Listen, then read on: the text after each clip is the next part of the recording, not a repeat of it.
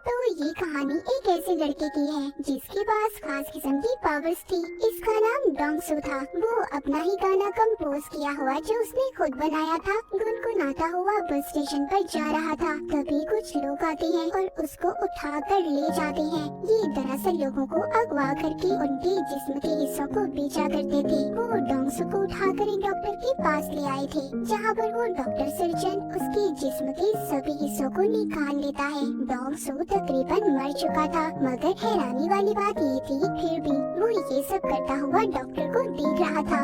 Doctor ने उसकी दोनों आंखें निकालकर ट्रे में रख दी थी और खुद फोन पर बात करने चला जाता है। उधर ही हम देख पाते हैं डोंगसू के जिस्म से कुछ अजीब से टेंटिकल्स बाहर आते हैं और उसका सारा जिस्म ठीक होने लगता है। डॉक्टर उसे देखकर बहुत ज्यादा डर गया था, क्योंकि डोंगसू ने खुद ही अपनी आँख को उठाकर लगा लिया था। जैसे ही वो अपनी दूसरी आँख को वहाँ पर ढूंढता है, डॉक्टर वहाँ पर गुंडों को बुला लेता है, जिससे अब डोंगसू वहाँ से भाग गया था। फिर कुछ दिन बाद उसी शहर में एक हादसा होता है। एक बहुत ही खूबसूरत औरत की मूर्ति को किसी ने सड़क के बीचों बीच लाकर रख दिया था।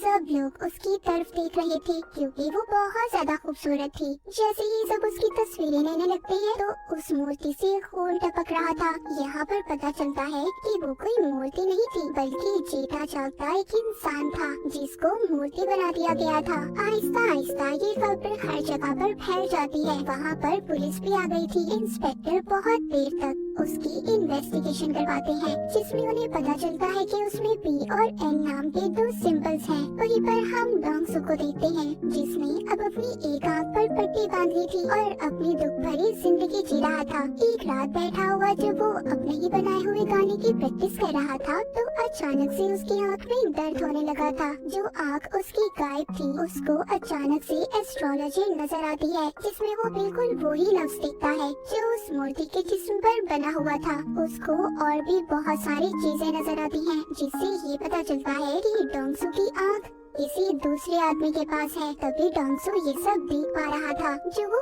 आदमी कर रहा था।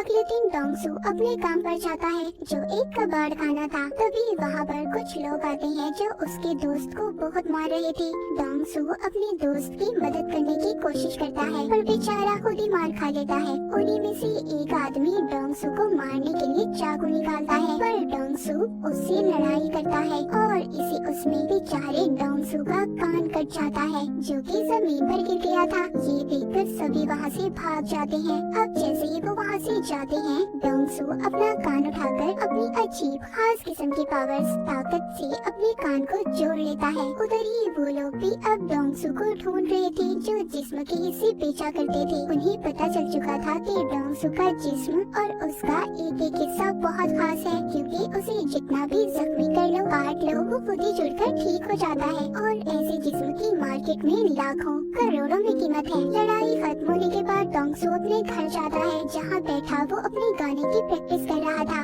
मगर उसको गाने की लिरिक्स सही तरह से याद नहीं थी। वो दोबारा से सुनकर प्रैक्टिस करने लगता है। तभी उसको विजन एक ख्याल आता है। उसको उसी आदमी का ख्याल आ रहा था जिसके पास डोंगसू की दूसरी आँख थी। वो भी बैठा उसी का गाना सुन रहा था। तभी डोंगसू की आँख में दर्द होने लगता है, जिसके बाद डोंगसू ये फैसला करता है कि वहीं पर दोबारा जाएगा जहाँ पर उसे ले जाया गया था और अपनी आँख को ढूंढेगा। मगर वो लोग उसको पहचान लेते हैं जो उसके पीछे पड़े थे। वो उसको पकड़ने की कोशिश करते हैं। वो उनसे बचकर भाग रहा था, पर तभी उधर ली नाम की लड़की आकर उसे बचा लेती है। ली कहती है, मैं जानती हूँ तुम डोंगसू ही हो ना। जिसके बाद वो उसकी टांग पर अपना चाकू निकालकर एक कट मारती है और वो देखते ही देखते खुद ही ठीक हो जाता है। डोंगसू ली से बचकर वहाँ से भाग जाता है।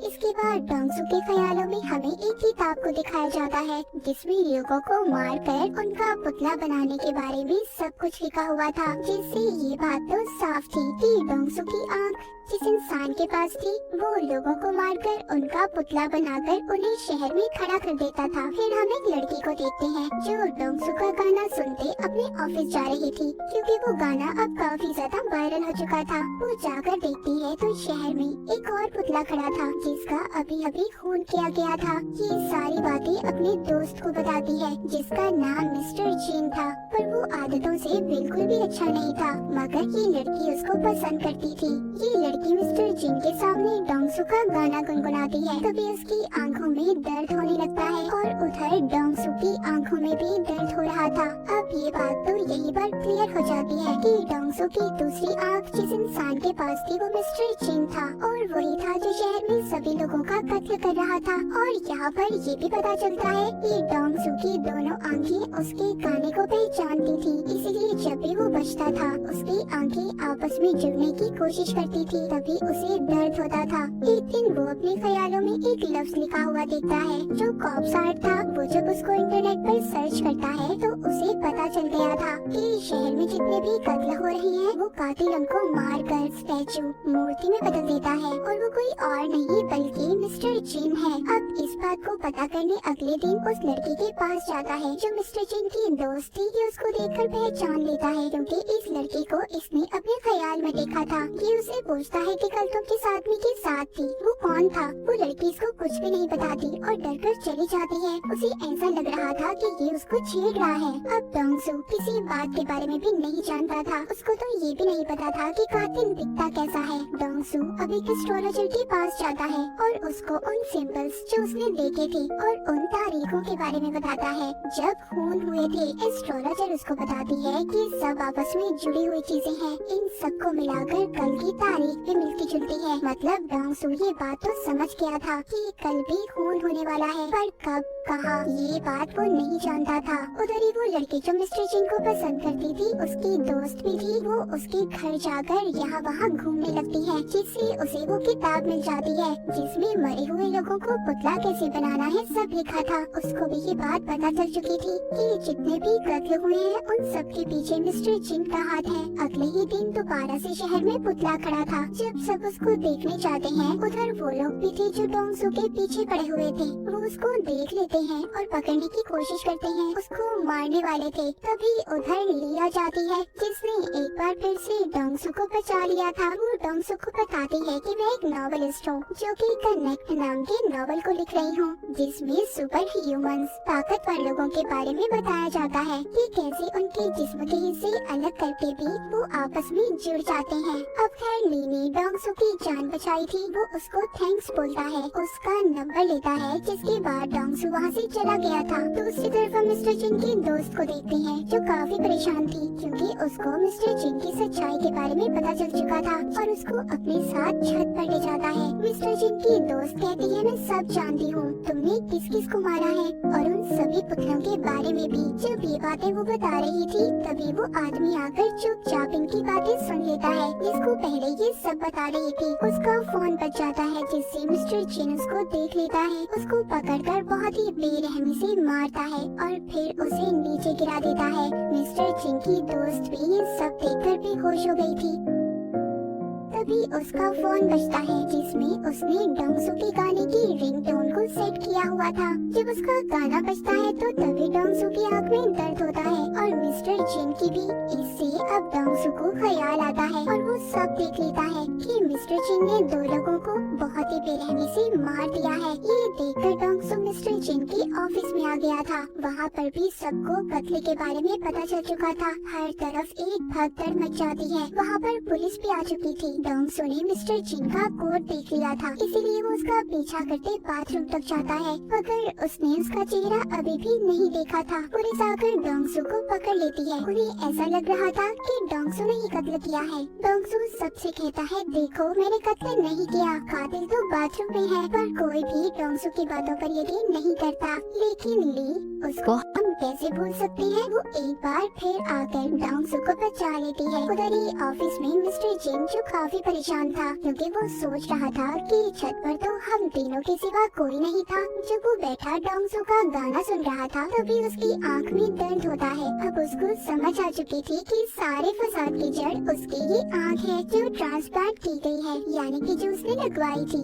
इसका मतलब ये था कि जिसके पास दूसरी आंख है वो सब देख सकता है जो मिस्टर चिन कर रहा था। एक दिन डोंगसू ली को अपने घर लेकर जाता है और उसे सब कुछ बताता है। वो शुरू अपने बचपन से करता है कि कैसे वो एक दफा पेड़ से गिर गया था, उसकी टांग टूट गई थी, मगर वो खुदा को ठीक हो गई, जिस वजह से मेरे सभी दोस्त मुझे मॉन्स्टर बनाने लगे और मेरे घर वालों ने भी मेरा साथ छोड़ दिया। उस रात के बारे में भी बताता है जब इसको अगवा करके कुछ लोग ले गए थे और उन्होंने उसकी आँख को निकाल लिया, जो मिस्टर चिन के पास है और वही है जो शहर में सबको मार रहा है। बस मैं उसको पकड़वाना चाहता हूँ, पर मैं उसके बारे में कुछ भी नहीं जानता। ली सब बातें सुनकर हैरान हो गई थी। वो कहती है तुम परेशान मत हो, मैं तुम्हारा साथ दूंगी, और उसको एक चश्मा भी लगाती है। कहती है इससे तुम्हारा कोई मजाक नहीं बनाएगा और न ही लोग तुम्हें पहचान पाएंगे। जब वो मार्केट में कुछ लेने जाते हैं तो उधर डोंगसू के पोस्टर लगे हुए थे। पुलिस उसको ढूंढ रही थी,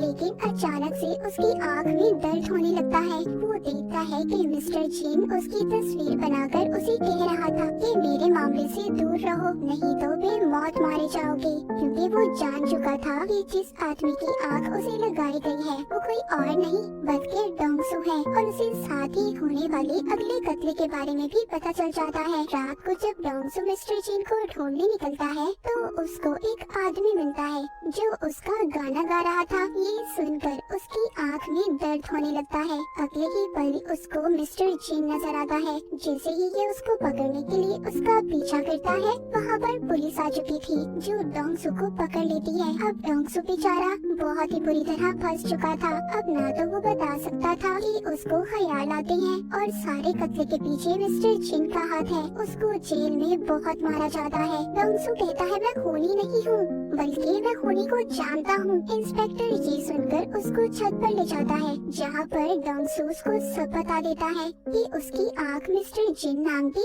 आदमी के पास है और वही सबका कातिल है। वो इंस्पेक्टर को अपना एक हाथ तोड़कर दिखाता है, जो फिर खुद ही जुड़ गया था। इंस्पेक्टर ये सब देखकर हैरान था।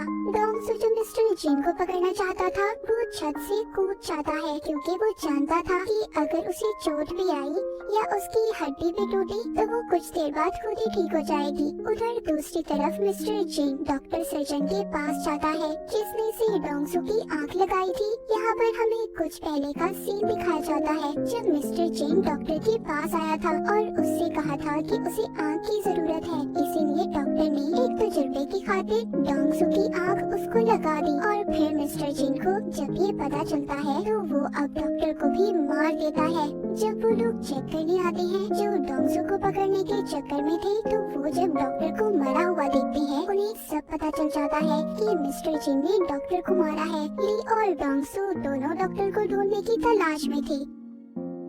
ली एक आदमी को देखती है जो उन्हीं लोगों ने डोंगसू के पीछे लगाया था, जो जिस्म के हिस्से बेचा करते थे। ली उसको पकड़ लेती है और उसे मार देती है। उधर दूसरी तरफ डोंगसू बहुत खुश था, क्योंकि उसका बनाया हुआ गाना उसका फेवरेट सिंगर लॉन्च करने वाला था। तभी मिस्टर चिन अपने फोन पर नंबर डायल करता है। डोंगसू भी उसे देख पा रहा था।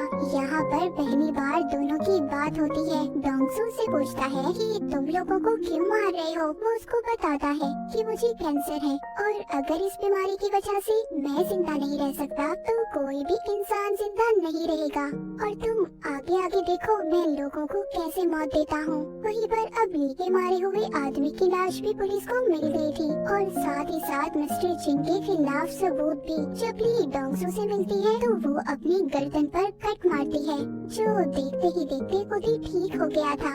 यानी कि इसका मतलब ये था कि ली भी कनेक्ट थी। वो कहते हैं शायद हम जैसे और भी लोग होंगे। दूसरी तरफ मिस्टर चिन डोंगसू जैसा बनकर उसी सिंगर के पास चला जाता है जिसने डोंगसू को बुलाया था। उस सिंगर को वो मार कर अगवा कर लेता है और साथ ही डोंगसू को धमकी देता है कि अगर रात तक वो उसके पास नहीं आया तो वो सिंगर को मार देगा। पर वो लोग डोंगसू को पकड़ लेते हैं जो उसके पीछे पड़े थे, जो ऑर्गन्स यानी कि जिस्म के हिस्सों को बेचा करते थे। ली उसे कहती है तुम जाओ, इन्हें मैं संभाल लूंगी। ली उन गुंडों का मुकाबला करती है, पर जब एक आदमी उसके चेहरे पर कट मारता है जो खुद ही ठीक होने लगता है। ये देखकर वो लोग बहुत खुश हो गए थे कि पहले तो सिर्फ वो डोंगसू ही था, पर अब ये लड़के भी जिन्हें बेचकर ये बहुत सारे पैसे कमा सकते थे। लेकिन देखते ही देखते ली उन पर भारी पड़ रही थी और वहाँ से भाग जाती है। उधर पुलिस को भी मिस्टर चिन के खिलाफ सारे सबूत मिल चुके थे। उनको पता चल चुका था कि मिस्टर जिन डोंगसू बनकर घूम रहा है। डोंगसू भी उस जगह पर पहुंच गया था जहां पर मिस्टर जिन ने उसे बुलाया था। वो ये बात भी जानता था कि मिस्टर जिन को लड़ना नहीं आता, वो तो सिर्फ लोगों के डर का फायदा उठाकर उन्हें मारता है। तभी मिस्टर जिन आकर उधर गैस छोड़ देता है, जिससे डोंगसू बेहोश हो गया था। वो उसको उठाकर अपने साथ ले जाता है। उधर ली भी एक मॉन्स्टर के पास गई थी और उसे कहती है कि तुम्हारे जागने का वक्त आ चुका है, जो कि डोंगसू और ली की तरह ही था। ये उसको अपने साथ ले जाती है। यहाँ मिस्टर जिन डोंगसू को उस जगह पर ले आया था जहाँ पर उसने सिंगर को रखा हुआ था और डॉक्टर की बॉडी भी टंगी हुई थी, जिसको उसने मार दिया था और बहुत जल्दी पुतला बनाने वाला था। सिंगर की ऐसी हालत देखकर डोंगसू उससे माफी मांगता है। मिस्टर जिन कहता है, मुझे कैंसर है, मैं मरने वाला हूँ, इसीलिए मैं डोंगसू की बॉडी का इस्तेमाल करूँगा और अपना दिमाग इसके दिमाग के बदले लगाऊंगा। जहाँ पर जिस्म तो डोंगसू का होगा पर दिमाग मेरा। वो डोंगसू की उंगली काट कर भी सिंगर को दिखाता है। अभी इन दोनों को फ्रीजर में बंद कर देता है, जिस वजह से सिंगर तो मर गया था। इस बात पर डोंगसू को बहुत गुस्सा आता है। वो अब आजाद हो चुका था और बाहर आकर मिस्टर जिन को बहुत मारता है। उधर ही ली भी उस मॉन्स्टर को लेकर आ गई थी। मिस्टर जिन जब उस पर हमला करता है, उसे भी पता चल चुका था कि ली भी कनेक्ट है। तभी उधर डोंगसू आकर मिस्टर जिन को बहुत मारता है। यहाँ पर मिस्टर जिन डोंगसू पर लगातार गोलियां चला रहा था, पर वो तो ठीक होता जा रहा था। डोंगसू ने मिस्टर जिन से अपनी आँख को भी छीन लिया था और उसे मारने वाला था। तभी उधर पुलिस इंस्पेक्टर आ जाते हैं, जो डोंगसू को मारने से मना करते हैं। इंस्पेक्टर उससे वादा करते हैं कि मैं तुम्हारा सारा रिकॉर्ड मिटा दूंगा, अपनी जिंदगी की नई शुरुआत करनी चाहिए। अब ली और डोंगसू को ये लग रहा था कि सब कुछ ठीक हो गया है, वो जाने वाले थे। तभी ये देखते हैं वहाँ पर बहुत सारे मिलिट्री के हेलीकॉप्टर आ जाते हैं। अब उन्हें भी कनेक्ट के बारे में पता चल चुका था, जहाँ पर वो इन दोनों को पकड़ लेते हैं। अब आगे की कहानी क्या होगी, मिलिट्री वाले इनके साथ क्या करेंगे, ये तो हमें सीजन 2 में ही पता चलेगा। तो सीजन 1 की कहानी यहीं पर खत्म हो जाती है।